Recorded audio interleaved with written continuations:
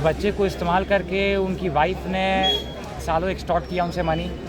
अब जब बारी आई अतुल सुभाष बेचारा मर गया तो उसके बच्चे को छुपा दिया गया। मरता हुआ आदमी भाई ये झूठ नहीं कहता है बहुत हद तक, जो उनके बेस्ट नॉलेज में था उन्होंने कहा मरते हुए, तो अब कोर्ट देखेगी लीगली अगर हो पाएगा तो मुझे लगता है कि उन्हें मिलनी चाहिए। ये न्याय यही होगा कि वो जो महिला जिन्होंने जिनके चलते ऐसा हुआ वो सलाखों के पीछे रहे, आजीवन तक के पीछे।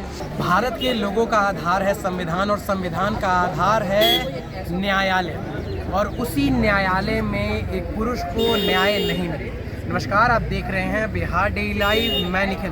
देखिए, आज हम मौजूद हैं पटना के उच्च न्यायालय में, जहां पर हम बात करेंगे जो चर्चित जो भी बात चल रही है हमारे देश में, जो चर्चा के घेरे में बना हुआ है, जो केस अतुल सुभाष जी का, उस पर जिस पर अतुल सुभाष जी ने खुदकुशी कर ली, और जो भी 1.5 घंटे का उन्होंने जो वीडियो अपलोड करा है उस पर जज की भी उन्होंने बात करी है कि इसमें जज की भी जो साझेदारी है वो देखने को मिली है।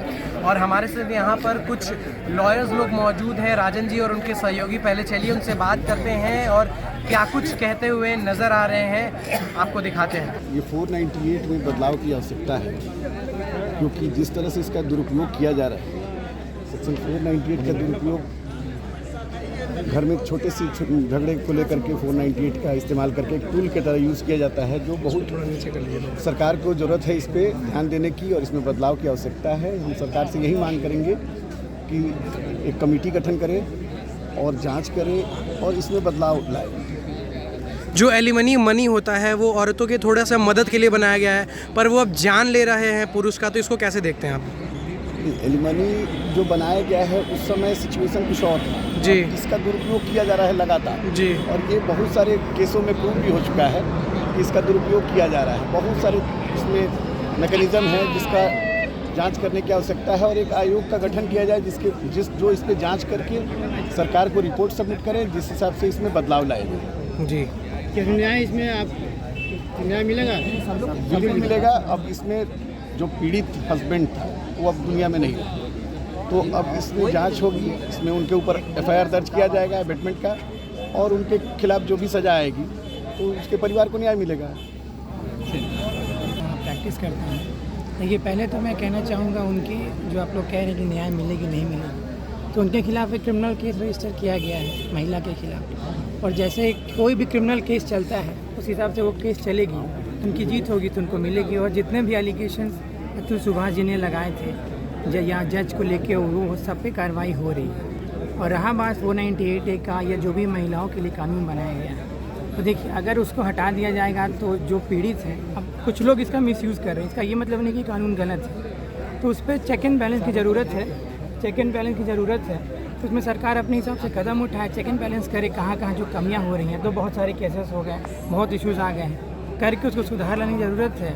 उससे देखिए, क्योंकि रिक्वायरमेंट तो है, बहुत इशू हो रहे हैं गांव समाज में, पढ़े लिखों के साथ जब इशू हो रहा है, महिलाओं के साथ, उनके साथ भी वो हो रहा है, तो चेक बैलेंस करके और कानून में उसकी रिफॉर्म लाए तो सब ठीक है। अच्छा, एक सबसे बड़ा सवाल ये उठ रहा है कि जज साहब बोले कि 5 लाख दो और हम सेटलमेंट करा दें।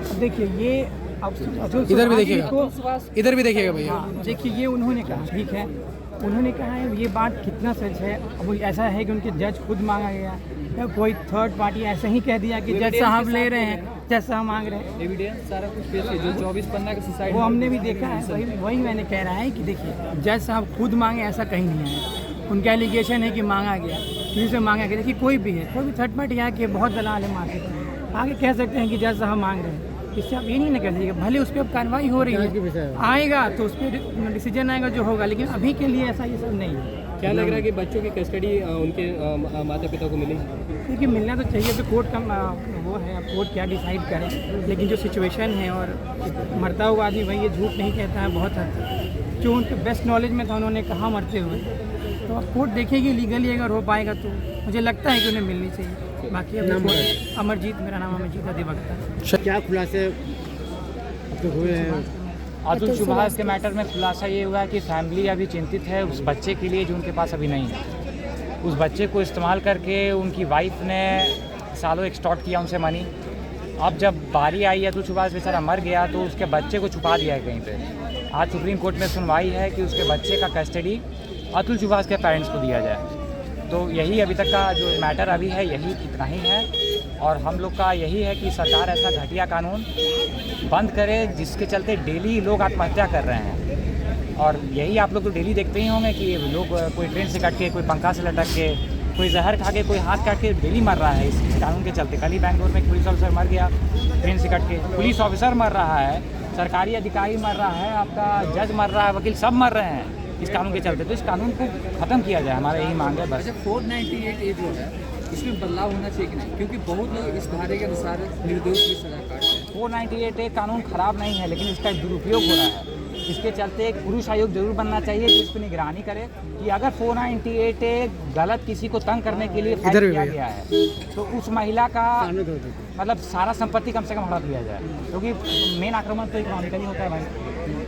अतुल सुहास के मामले में तो मेन जो न्याय जिन पे भगवान की तरह लोग भरोसा करता है वो जज साहिबा ही मिले हुए। नहीं, आप लोग ऐसे किसी पे आरोप भी नहीं लगा सकते हैं, लेकिन उसका पहला ये कहना ये है, और मर्दाबाद में झूठ नहीं बोलता है ना। साजिश है इसमें, लेकिन जो भी है, अगर जज साहिबा गलत है तो उन पर कार्रवाई होनी चाहिए।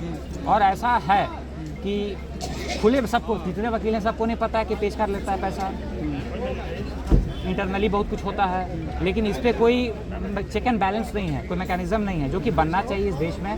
पुरुष आयोग बनना चाहिए इस देश में। पुरुष पे लगातार जो कानून है वो बायस है, और ये बदलाव होना चाहिए कि ये 22 कानून हटना चाहिए, हमारी मांग है सारी भाइयों से। आप लोग कानून के जानकार हैं, तो अतुल सुहास तो इस दुनिया में नहीं रहे, सिस्टम से हार गए, माननीय न्यायालय से हार गए, लेकिन अब उनको कैसे न्याय मिलेगा? आप इधर देखे हुए तो अब तो ये न्याय यही होगा कि वो जो महिला जिनके चलते ऐसा हुआ वो सलाखों के पीछे रहे आजीवन तक के पीछे, यही उसकी आत्मा, उसको तृप्ति मिल जाएगी उसकी आत्मा को।